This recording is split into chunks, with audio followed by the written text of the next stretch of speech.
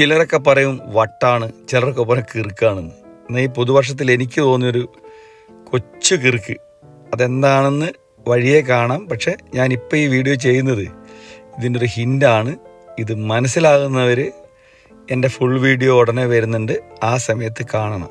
മറ്റൊന്നുമല്ല, ഇത് കുരുമുളക് നടാനുള്ള ഒരു പുതിയ രീതി ഞാൻ പരീക്ഷിച്ച് നോക്കിയാണ്. കാരണം എൻ്റെ ഏകദേശം 300ഓളം കുരുമുളക് വള്ളികൾ 4 വർഷം പ്രായമായത് മൊത്തം പഴുത്ത് നശിച്ചുപോയി. അതിൻ്റെ കാരണം മണ്ണിൽ നിന്നുള്ള ഈ അണുക്കൾ കയറിയിട്ട് ചോട് ചീഞ്ഞു പോകുന്നതാണ്. അപ്പോൾ അതിന് പരിഹാരമായിട്ട് എനിക്ക് തോന്നിയൊരു ഐഡിയ ആണ്.